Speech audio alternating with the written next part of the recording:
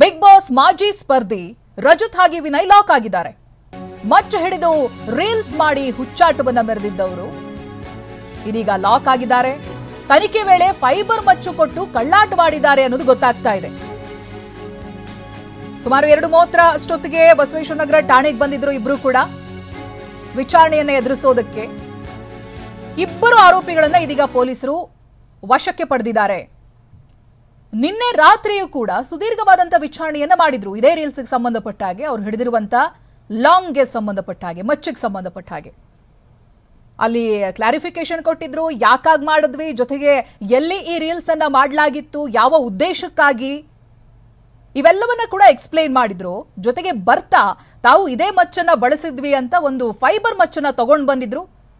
ಅದನ್ನ ಪೊಲೀಸರು ಪರಿಶೀಲಿಸಿ ಅವರಿಗೆ ಮತ್ತೆ ವಿಚಾರಣೆಗೆ ಬೇಕಾದ್ರೆ ನಿಮ್ಮನ್ನ ಕರೀತೀವಿ, ಅದಕ್ಕೆ ಸ್ಪಂದಿಸಬೇಕು ಅಂತ ಹೇಳಿ ಬಿಟ್ಟು ಕಳಿಸಿದ್ರು ನಿನ್ನೆ ರಾತ್ರಿ. ಇವತ್ತು ಬೆಳಗ್ಗೆ 10:30ಕ್ಕೆ ಮತ್ತೆ ವಿಚಾರಣೆಗೆ ಬನ್ನಿ ಅಂತ ಹೇಳಿದ್ರು. ಬಟ್ ಈಗ ಏನಾಗ್ತಾ ಇದೆ, ಸ್ಥಳ ಮಹಜರ್ಗೆ ರಜತ್ ಹಾಗೆ ವಿನಯ್ನನ್ನ ಶಿಫ್ಟ್ ಮಾಡಲಾಗ್ತಾ ಇದೆ. ಇಬ್ಬರನ್ನ ಠಾಣೆಯಿಂದ ಖಾಕಿ ಕರ್ಕೊಂಡು ಹೋಗ್ತಾ ಇದ್ದಾರೆ. ನಾಗರಬಾವಿಯ ಅಕ್ಷಯ್ ಸ್ಟುಡಿಯೋದಲ್ಲಿ ರೀಲ್ಸ್ ಅನ್ನ ಮಾಡಿದ್ರಲ್ಲ, ಅದೇ ಸ್ಥಳಕ್ಕೆ ಕರ್ಕೊಂಡು ಹೋಗ್ತಾರೆ. ಅಕ್ಷಯ್ ಸ್ಟುಡಿಯೋದಲ್ಲಿ ಖಾಕಿ ಸ್ಥಳ ಮಹಜರ್ ಮಾಡ್ತಾರೆ. ಸ್ಥಳ ಮಹಜರ್ನ ನಂತರದಲ್ಲಿ ಇಬ್ಬರನ್ನ ಕೂಡ ಬಂಧಿಸುವಂತ ಸಾಧ್ಯತೆ ಇದೆ. ಇಲ್ಲಿ ಎರಡೆರಡು ಸಂಕಷ್ಟ. ಒಂದು, ಸಾರ್ವಜನಿಕ ಸ್ಥಳದಲ್ಲಿ ರೀಲ್ಸ್ ಮಾಡಬೇಕಾದ್ರೆ ಆ ರೀತಿಯಾದಂಥ ಶಸ್ತ್ರಾಸ್ತ್ರಗಳನ್ನ ಬಳಸಿರೋದು, ಅಂದ್ರೆ ಲಾಂಗ್ ಅನ್ನ ಬಳಸಿದ್ದು. ಇನ್ನೊಂದು, ಪೊಲೀಸರ ತನಿಖೆಯ ದಿಕ್ಕು ತಪ್ಪಿಸೋದಕ್ಕೆ ಇನ್ಯಾವುದೋ ಒಂದು ಫೈಬರ್ ಮಚ್ಚನ್ನ ತಗೊಂಡು ಹೋಗಿ ಕೊಟ್ಟಿರೋದು, ಸಾಕ್ಷ್ಯ ನಾಶಕ್ಕೂ ಕೂಡ ಪ್ರಯತ್ನ ಪಟ್ಟಿರೋದು. ಎರಡೆರಡು ಗಂಭೀರ ಆರೋಪ ಈ ಇಬ್ಬರು ಬಿಗ್ ಬಾಸ್ ಸ್ಪರ್ಧಿಗಳ ಮೇಲಿದೆ, ರಜತ್ ಹಾಗೆ ವಿನಯ್ ಮೇಲೆ. ಈ ಬಗ್ಗೆ ಇನ್ನಷ್ಟು ಮಾಹಿತಿಯನ್ನು ಪಡೆದುಕೊಳ್ತಾ ಹೋಗ್ತೀನಿ. ಪ್ರತಿನಿಧಿ ಜಗದೀಶ್ ಫೋನ್ ಸಂಪರ್ಕದಲ್ಲಿದ್ದಾರೆ. ಜಗದೀಶ್, ಈ ರೀತಿಯಾದಂಥ ಟರ್ನ್ ಪಡೆದುಕೊಳ್ಳುತ್ತೆ ಅನ್ನೋದು ಖುದ್ದು ರಜತ್ ಹಾಗೆ ವಿನಯ್ ಕೂಡ ಊಹಿಸ್ಕೊಂಡು ಇರಲಿಕ್ಕಿಲ್ಲ. ಇವತ್ತು ವಿಚಾರಣೆಗೂ ಕೂಡ ತಡವಾಗಿ ಹಾಜರಾದ್ರು. ಈಗ ನೋಡಿದ್ರೆ ಸ್ಥಳ ಮಹಜರು ಕರ್ಕೊಂಡು ಹೋಗ್ತಾ ಇದ್ದಾರೆ. ಈ ಒಂದು ಟೈಮ್ ಗ್ಯಾಪ್ ಅಲ್ಲಿ ಏನೇನಾಗಿದೆ ಜಗದೀಶ್? ಖಂಡಿತ ಚೈತ್ರ, ಈಗಾಗಲೇ ಏನು ಈ ಪ್ರಕರಣಕ್ಕೆ ಸಂಬಂಧಿಸಿದಂತೆ ಮತ್ತೆ ನೋಟಿಸ್ ಅನ್ನ ನೀಡಲಾಗಿತ್ತು. ಜೊತೆಗೆ ನಿನ್ನೆ ಕೊಟ್ಟಿದ್ದಂತ ಮಚ್ಚು ಎಲ್ಲೋ ಒಂದು ಕಡೆ ತಾಳೆ ಆಗಿದ್ದಂತ ಸಂದರ್ಭದಲ್ಲಿ ಬೇರೆ ಮಚ್ಚು ಅನ್ನುವಂತಹ ನಿಟ್ಟಿನಲ್ಲಿ ಕಂಡು ಬಂದಾಗ ಒಂದಷ್ಟು ಬೆಳವಣಿಗೆಗಳಿಗೆ ಕೂಡ ಕಾರಣವಾಯಿತು. ಇದಾದ ಬಳಿಕವಾಗಿ ಇವತ್ತು ಮಧ್ಯಾಹ್ನ 2 ಗಂಟೆಯ ಸುಮಾರಿಗೆ ಇಬ್ಬರು ಕೂಡ ಬಸವೇಶ್ವರ ನಗರ ಪೊಲೀಸ್ ಠಾಣೆಗೆ ಬರ್ತಾರೆ. ಈ ಸಂದರ್ಭದಲ್ಲಿ ಅವರು ನೀಡುವಂತಹ ಹೇಳಿಕೆ ಏನು ಅಂದ್ರೆ, ಎಲ್ಲೋ ಒಂದು ಕಡೆ ಇದು ಮಿಸ್ ಮ್ಯಾಚ್ ಆಗಿದೆ. ಕಾರಣ ಯಾಕಂದ್ರೆ ಇದು ಸ್ಟುಡಿಯೋದಲ್ಲಿ ಇಟ್ಟಿದ್ದಂತಹ ಮಚ್ಚು ಆಗಿರುವಂತದ್ದು. ಯಾಕಂದ್ರೆ ಅಲ್ಲಿನ ಪ್ರಾಪರ್ಟಿ ಆಗಿರುತ್ತೆ, ಆ ಪ್ರಾಪರ್ಟಿಯಲ್ಲಿ ಎಲ್ಲೋ ಒಂದು ಕಡೆ ಅದಲು ಬದಲಾಗಿ ಬೇರೆ ಮಚ್ಚು ತಂದಿದ್ದಾರೆ ಅನ್ನುವಂತ ನಿಟ್ಟಿನಲ್ಲಿ ಅವರೊಂದಷ್ಟು ಮಾತುಗಳನ್ನ ಹೇಳಿರುವಂತದ್ದು. ಯಾಕಂದ್ರೆ ಸ್ಟುಡಿಯೋದಲ್ಲಿ ಸಾಕಷ್ಟು ಪ್ರಾಪರ್ಟಿ ಇಟ್ಟಿರ್ತಾರೆ ಸೆಟ್ಟಿಯಲ್ಲಿ ಬಳಸ್ಕೊಳ್ಳಿಕ್ಕೆ ಅಂತೇಳಿ. ಆ ಸಂದರ್ಭದಲ್ಲಿ ಎಷ್ಟೊಂದು ಮಚ್ಚುಗಳನ್ನ ಇಟ್ಟಿದ್ದಂತಹ ಸಂದರ್ಭದಲ್ಲಿ ಅದರಲ್ಲಿ ಅದಲು ಬದಲಾಗಿ ಬಂದಂತಹ ಫೈಬರ್ ಮಚ್ಚು ಇದಾಗಿರುವಂತದ್ದು. ಆದ್ರೆ ನಾವು ರೀಲ್ಸ್ ನಲ್ಲಿ ಬಳಸಿರುವಂತಹ ಫೈಬರ್ ಮಚ್ಚು ಅದು ಅಲ್ಲೇ ಇದೆ ಅನ್ನುವಂತ ನಿಟ್ಟಿನಲ್ಲಿ ಒಂದಷ್ಟು ಹೇಳಿಕೆಗಳನ್ನ ಕೂಡ ನೀಡಲಾಗಿರುವಂತದ್ದು. ಸದ್ಯಕ್ಕೆ ಇವರ ಹೇಳಿಕೆಗಳನ್ನ ಆಧರಿಸಿಕೊಂಡು ಪೊಲೀಸರು ಕೂಡ ಸ್ಥಳದ ಮಹಜರು ಪ್ರಕ್ರಿಯೆ ಏನಿದೆ ಅದನ್ನ ಮಾಡ್ಲಿಕ್ಕೆ ಕೂಡ ಮುಂದಾಗಿದ್ದಾರೆ. ಅದೇ ರೀತಿಯಲ್ಲಿ ನಾಗರಬಾವಿಯಲ್ಲಿರುವಂತಹ ಅಕ್ಷಯ್ ಸ್ಟುಡಿಯೋ ಏನಿದೆ ಅಲ್ಲಿಗೆ ತೆರಳುವಂತದ್ದು, ಜೊತೆಗೆ ಅಲ್ಲಿ ವಿಡಿಯೋ ಮಾಡಿದ ಸಂಪರ್ಕದಲ್ಲಿರಿ. ಇದೇ ವಿಚಾರಕ್ಕೆ ಸಂಬಂಧಪಟ್ಟಾಗ ಒಂದಷ್ಟು ಅಪ್ಡೇಟ್ಸ್ ಬರ್ತಾ ಇದೆ. ಮಹಜರ್ ಬಳಿಕವಾಗಿ ಕೋರ್ಟ್ಗೆ ಹಾಜರುಪಡಿಸುವಂತ ಸಾಧ್ಯತೆ ಇದೆ. ರೀಲ್ಸ್ಗೆ ಬಳಸಿದ್ದಂತ ಮಾರಕಾಸ್ತ್ರವನ್ನ ವಶಕ್ಕೆ ಪಡೆಯಲಿರುವಂತಹ ಖಾಕಿ, ರೀಲ್ಸ್ಗೆ ಬಳಸಿದ್ದ ಮಚ್ಚು ಅಸಲಿಯೋ ನಕಲಿಯೋ ಇವೆಲ್ಲವೂ ಕೂಡ ಇನ್ನಷ್ಟೇ ಗೊತ್ತಾಗಬೇಕಿದೆ. ಮಹಜರ್ ಪ್ರಕ್ರಿಯೆ ಈಗ ನಡೀತಾ ಇದೆಯಲ್ಲ, ಇದಾದ ನಂತರದಲ್ಲಿ ಕೋರ್ಟ್ಗೆ ಹಾಜರುಪಡಿಸುವಂತ ಸಾಧ್ಯತೆ ಇದೆ.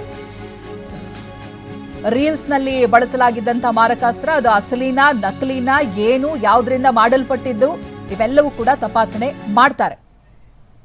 ಇದಾಗಲೇ ಸ್ಥಳ ಮಹಜರಿಗೆ ರಜತ್ ಹಾಗೆ ವಿನಯ್ನನ್ನ ಕರ್ಕೊಂಡು ಹೋಗ್ತಾ ಇದ್ದಾರೆ. ಇಬ್ರು ಕೂಡ ಠಾಣೆಗೆ ಬಂದಿದ್ರಲ್ಲ, ಆ ಠಾಣೆಯಿಂದ ಸ್ಥಳ ಮಹಜರ್ ಕಡೆಗೆ ಕರೆದುಕೊಂಡು ಹೋಗ್ತಾ ಇದ್ದಾರೆ. ಜಗದೀಶ್ ಸಂಪರ್ಕದಲ್ಲಿದ್ದಾರೆ, ಇನ್ನಷ್ಟು ಮಾಹಿತಿಯನ್ನ ಪಡೆದುಕೊಳ್ತೀನಿ.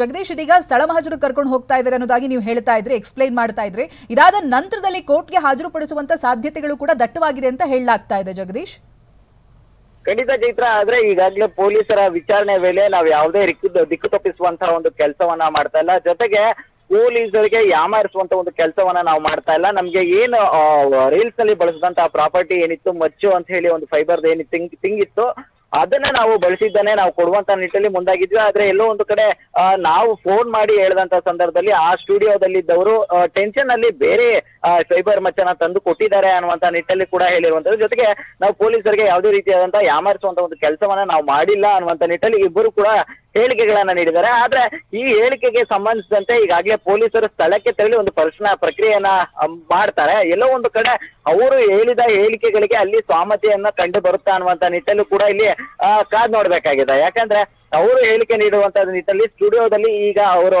ಏನು ಉಲ್ಲೇಖ ಮಾಡಿರುವಂತ ಮಚ್ಚೇನಿದೆ ಅದು ಅಲ್ಲಿ ಇರಬೇಕಾಗತ್ತೆ. ಆದ್ರೆ ಒಂದು ವೇಳೆ ಅಲ್ಲಿಲ್ಲ ಅಂದ್ರೆ ನಿಜಕ್ಕೂ ಕೂಡ ಅವರ ಬಂಧನದ ಏನೋ ಒಂದು ಪ್ರಕ್ರಿಯೆ ಪೊಲೀಸರು ಅಲ್ಲಿ ಆರಂಭಿಸುವಂತಹ ಸಾಧ್ಯತೆ ಇದೆ. ಇನ್ನು ಪೊಲೀಸ್ ಮೂಲಗಳ ಮಾಹಿತಿಯ ಪ್ರಕಾರವಾಗಿ ಸ್ಥಳ ಮಹಜರು ಆದ ಬಳಿಕವಾಗಿ ಎಲ್ಲೋ ಒಂದು ಕಡೆ ಇವರು ಹೇಳಿದಂತೆ ಅಲ್ಲಿ ಮಚ್ಚು ಸಿಕ್ಕಿಲ್ಲ ಅಂದ್ರೆ ನಂತರದಲ್ಲಿ ಲೀಗಲ್ ಆಗಿ ಏನು ಬಂಧನ ಪ್ರಕ್ರಿಯೆ ಮಾಡ್ಬೇಕು ಅದನ್ನ ನಾವು ಮಾಡ್ತೇವೆ. ನ್ಯಾಯಾಧೀಶರ ಬಳಿ ಅವ್ರನ್ನ ಕರ್ಕೊಂಡು ಹೋಗುವಂತ ಒಂದಷ್ಟು ಪ್ರಕ್ರಿಯೆಗಳು ಆಗುತ್ತೆ ಅನ್ನುವಂಥದ್ದು ಪೊಲೀಸ್ ಮೂಲಗಳಿಂದ ತಿಳಿದು ಬರ್ತಾ ಇರುವಂತಹ ಮಾಹಿತಿ. Chaitra, okay thank you Jagadish. ಹೇಳ್ತಾ ಇದ್ರು ಇದೀಗ ಸ್ಥಳ ಮಹಜರಿಗೆ ಕರ್ಕೊಂಡು ಹೋಗ್ತಾ ಇದ್ದಾರೆ, ಆ ದೃಶ್ಯಗಳನ್ನ ಗಮನಿಸ್ತಾ ಇದ್ದೀರಿ ನೀವು. ಇಲ್ಲಿಂದ ಅವರು ಆ ರೀಲ್ಸ್ ಅನ್ನ ಮಾಡಿದ್ರಲ್ಲ ಅಕ್ಷಯ್ ಸ್ಟುಡಿಯೋ, ಅಲ್ಲಿ ಕರ್ಕೊಂಡು ಹೋಗ್ತಾರೆ. ಆ ಸಂದರ್ಭದಲ್ಲಿ ಅವರು ಯಾವ ಮಚ್ಚನ್ನ ಬಳಸಿದ್ರು ಅದನ್ನ ತೋರಿಸಬೇಕಾಗುತ್ತೆ. ಇದಾದ ನಂತರದಲ್ಲಿ ಸರಿಯಾದ ಸ್ಪಂದನೆ ಸಿಕ್ಕಿಲ್ಲ ಅಥವಾ ಅವರು ಕೊಟ್ಟಿರುವಂತ ಹೇಳಿಕೆಗಳು ಆಗ್ತಾ ಇರುವಂತ ಬೆಳವಣಿಗೆಗಳು ಒಂದಕ್ಕೊಂದು ಹೊಂದ್ಕೊಳ್ತಾ ಇಲ್ಲ ಅಂತ ಹೇಳಿದ್ರೆ ಖಂಡಿತವಾಗಿಯೂ ಅವರನ್ನ ವಶಕ್ಕೆ ಪಡೆದುಕೊಳ್ಳುವಂತ ಸಾಧ್ಯತೆ ಇದೆ. ಜೊತೆಗೆ ಕೋರ್ಟ್ಗೂ ಕೂಡ ಇವತ್ತೇ ಹಾಜರು ಪಡಿಸ್ತಾರೆ ಅನ್ನೋದು ಗೊತ್ತಾಗ್ತಾ ಇದೆ. ಸ್ಥಳ ಮಹಜರು ನಂತರದಲ್ಲಿ ಒಂದು ಕ್ಲಿಯರ್ ಪಿಕ್ಚರ್ ಸಿಗುತ್ತೆ ಏನಾಗುತ್ತೆ ಅನ್ನುವಂಥದ್ದು. ಇದೀಗ ಸ್ಟೇಷನ್ಗೆ ಬಂದಿದ್ರು, ಬಸವೇಶ್ವರ ನಗರ ಪೊಲೀಸ್ ಠಾಣೆಗೆ ಬಂದಿದ್ರು, ಅಲ್ಲಿ ವಿಚಾರಣೆಯನ್ನ ಎದುರಿಸಿದ್ದಾರೆ. ಆ ತಕ್ಷಣಕ್ಕೆ ಒಂದೆರಡು ಗಂಟೆಗಳಲ್ಲಿ ಅವರು ವಿಚಾರಣೆಯನ್ನ ಮುಗಿಸಿ ಅವರನ್ನ ಸ್ಥಳ ಮಹಜರಿಗೆ ಕರೆದುಕೊಂಡು ಹೋಗ್ತಾ ಇದ್ದಾರೆ. ಅವರು ರೀಲ್ಸ್ ಮಾಡಿದ್ದಂತ ಸ್ಥಳ. ರೀಲ್ಸ್ ಮಾಡಬೇಕಾದ್ರೆ ತನ್ನ ಒಂದು ರೀಲ್ಸ್ ಇಷ್ಟೆಲ್ಲ ಅವಾಂತರ ಸೃಷ್ಟಿ ಮಾಡುತ್ತೆ ಅನ್ನುವಂಥ ಕಲ್ಪನೆ ಇವರಿಬ್ಬರಿಗೂ ಇದ್ದಿರ್ಲಿಕ್ಕಿಲ್ಲ. ಹಾಗೆ ನಿನ್ನೆ ದಿನ ವಿಚಾರಣೆಗೆ ಹಾಜರಾದಾಗಲೂ ಕೂಡ ಇದು ದೊಡ್ಡ ಮಟ್ಟದಲ್ಲಿ ಟರ್ನ್ ಪಡೆದುಕೊಳ್ಳುತ್ತೆ ಅನ್ನೋದು ಗೊತ್ತಿರಲಿಕ್ಕಿಲ್ಲ. ಬೆಳಗ್ಗೆ ಸ್ಟೇಷನ್ ಕಡೆ ಹೊರಟಾಗ ಟೆನ್ಸ್ಡ್ ಆಗಿ ಕಾಣ್ತಾ ಇದ್ರು ರಜತ್. ವಿನಯ್ನ ಪಿಕಪ್ ಮಾಡಿಕೊಂಡು ನಾನು ವಿಚಾರಣೆಗೆ ಹಾಜರಾಗ್ತೀನಿ ಅಂತ ಹೇಳಿ ಹೋದವರು ಇದೀಗ ಸ್ಥಳ ಮಹಜರು ಕಡೆಗೆ ಹೋಗ್ತಾ ಇರೋದನ್ನ ನಾವು ಗಮನಿಸ್ತಾ ಇದ್ದೀವಿ. ರಜತ್ ಹಾಗೆ ವಿನಯ್ ಇಬ್ರು ಕೂಡ ಇದಾಗಲೇ ಅವರನ್ನ ವಿಚಾರಣೆಗೆ ಒಳಪಡಿಸಿದ್ದಾರೆ. ನಿನ್ನೆ ದಿನದ ವಿಚಾರಣೆ ಜೊತೆಗೆ ಇವತ್ತು ಮಧ್ಯಾಹ್ನದ ನಂತರದಲ್ಲಿ ಪೊಲೀಸ್ ಠಾಣೆಗೆ ಬಂದಿದ್ದಾರೆ. ಒಂದೆರಡು ಗಂಟೆಗಳ ವಿಚಾರಣೆ ಇವತ್ತು ಕೂಡ ನಡೆದಿದೆ. ಅದಾದ ನಂತರ ಈಗ ಹೋಗ್ತಾ ಇರುವಂತಹ ದೃಶ್ಯ ಸ್ಥಳ ಮಹಜರಿಗೆ ಕರೆದುಕೊಂಡು ಹೋಗ್ತಾ ಇರೋದು. ರಜತ್ ಹಾಗೆ ವಿನಯ್ ಇಬ್ಬರನ್ನು ಕೂಡ ಸ್ಥಳ ಮಹಜರಿಗೆ ಕರೆದುಕೊಂಡು ಹೋಗ್ತಾ ಇದ್ದಾರೆ. ಸಾಕಷ್ಟು ಮಾಹಿತಿಗಳನ್ನು ನೀಡಬೇಕಾಗುತ್ತೆ, ಪ್ರಶ್ನೆಗಳಿಗೆ ಉತ್ತರಿಸಬೇಕಾಗುತ್ತೆ.